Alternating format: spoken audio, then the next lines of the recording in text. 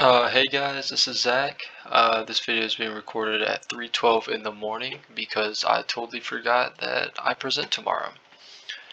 Um, so I'm going to be showing you on Photoshop what a bunch of these tools do on the left side. So I think someone's already doing the essentials of Photoshop, like just showing us like a beginner's tutorial, but I thought I'd show you some of the tools on the left side because some of these can be confusing at times. Um, so yeah, we're gonna do that. Let me go ahead and delete this. So we have the shape tool right here. Just like Illustrator, you have the rectangles, ellipses, triangles, and whatnot. Start off with a rectangle. And you have the fill options as well down here. You don't have as many fill options as you do in Illustrator, but I guess it's enough for Photoshop. This is the move tool. Pretty much you select the object, move it around, do whatever you want with it. If you want to transform it, you're going to Control T or Command T for Mac, and to make it longer, wider, rotate, and just like on Illustrator, you can hold Shift. Is it Shift? Yeah, you can hold Shift to move up and down to unlock everything, or Alt is to expand from the middle. I think if you do Shift, Control, and Alt, yeah, if you Control and Alt, you can, I guess make a, is this a rhombus? Rhombus? Something like that. But yeah, so that is those tools. I'm going to Control Z back to get to my square. So we have that. Alright, so the next tool we have is the rectangular marquee and the elliptical marquee. This is a direct select tool. So you're not, selecting the whole image. You can just take parts of it and do what you want. Say you want to just cut this plan out. I don't think that's the best way to do it, but I guess if you're going for that kind of look, sure. If you wanted to just edit that part, you can go to image and make adjustments. Say you think it's too bright, you want to dim it down a little bit. It's not going to look the best altogether. Oh, did that not work?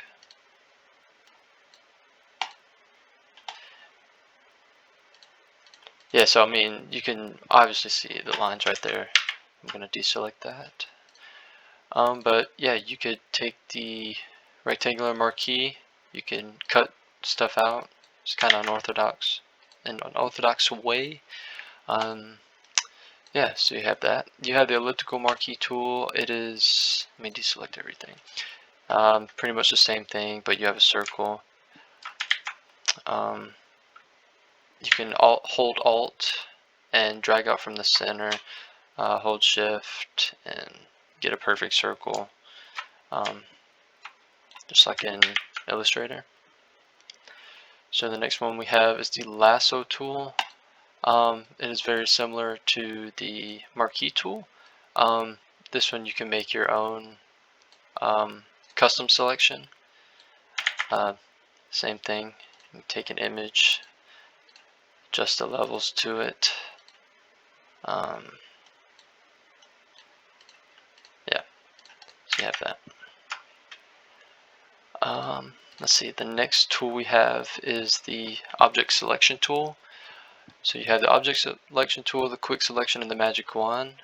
The object selection, very similar to the rectangular marquee. Pretty much you have a rectangle, you can hold Alt, hold select, make a perfect square, and that's what it's going to select.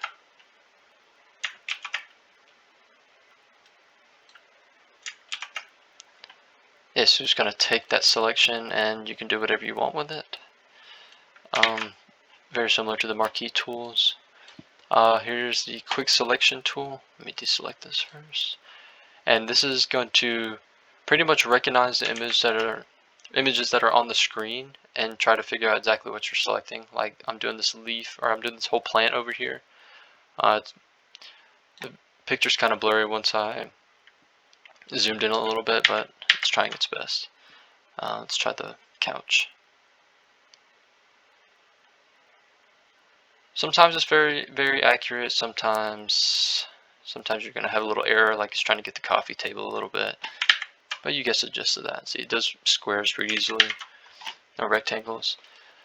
And then you have the magic wand tool. This one is going to do pretty much what the quick selection tool is going to do, but it's going to automatically, it's going to pick more of a larger area. Instead of you having to do the tool around it, it's going to try to figure out what you want to select based on the area you clicked on. Some other tools we have are, this is a cropping tool. I feel like this one should be pretty self-explanatory. If you don't want this photo to be this large, take a portion of it, click the check mark, and that's all you have. Control Z, take that out.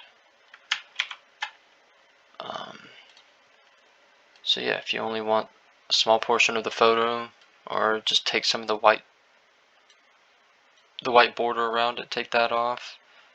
And you have this grid, and click check.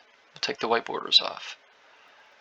We're gonna skip some of these because some I don't even use, or I've never actually used, and I do photography for weddings, and I mean I've never used a bunch of these tools. But we have the eyedropper tool. This one's gonna select the color of whatever you pick on the photo. So this one's gonna be like a darker green. You have a bluish gray color right here, a weird blue, an off-white, some sort of beige or brown, I'm not sure. So yeah, that's what that tool is. For this one, you have the standard brush tool. So you have a brush, a pencil, color replacement tool, and mixer brush. Honestly, I've never used these two. I've only used the brush tool and the pencil tool. But the brush tools, just like you're gonna paint something. That's it. Do whatever you want. You have the size, hardness, all your other brushes, and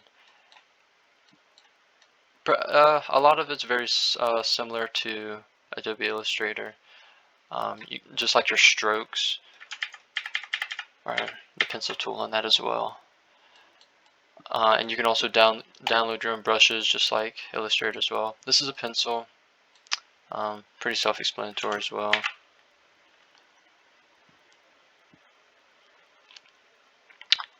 This tool is the pen tool. This one is also similar to Illustrator. I don't think it's as complex as the one from Illustrator. But this one you're gonna make points the same as Illustrator, and you can do numerous things to this. This could be a selection tool. You can make it into shapes. You can make this into your selection for a gradient that you want to fill in. Just things are endless with the pen tool in Photoshop. Alright, the next tool we have is the type tool.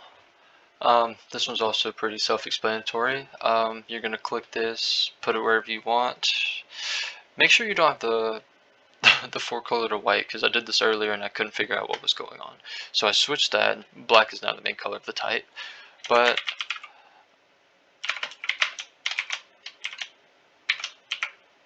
yeah, that's about it. You're going to type. You can move it, transform it.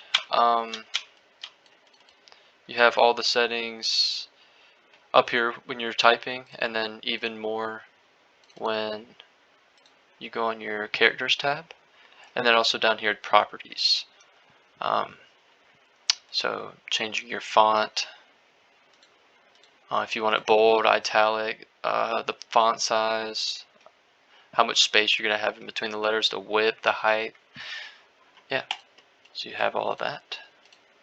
And I'm just going to move this to the top. Alright, next we have the path selection tool. We'll go back to this.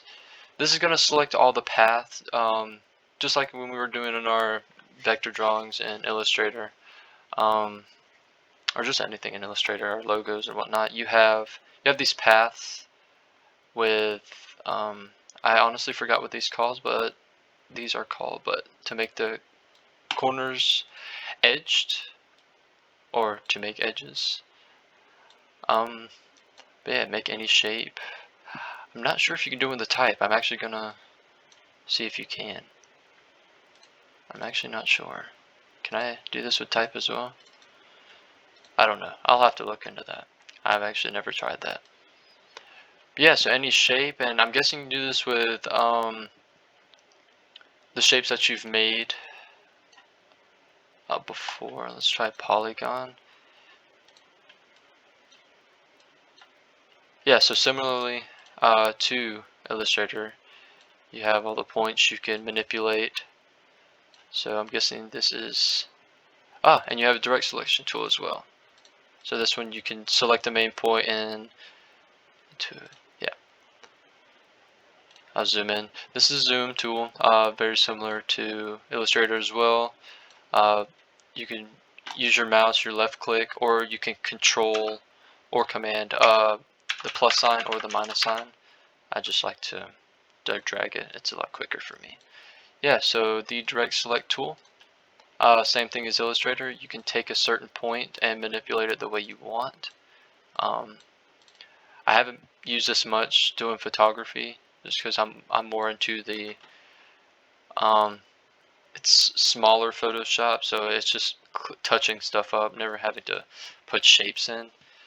This is a very ugly shape. I apologize for this. But yeah, that is the direct selection tool. As you've seen me use earlier, these are this is your color picker for your foreground and your background. And there's an automatic black and white right here, and then this is to swap them. This Photoshop is very similar to Illustrator. One thing I guess Photoshop is primarily used for is photography. Yeah, photography, painting, motion, 3D, graphic, and web. You can also use this to change what tools you want on the left side. This one's at Essential. I don't know why it's Untitled 1. It's the same exact thing. Yeah, it's very similar to Illustrator. It's going to take a little bit to get used to. I've been using Photoshop for a couple years, and I still don't know how to use some of this stuff, like the sponge. Like I've never had any use for it. But yeah, that's all I got. Thanks for watching.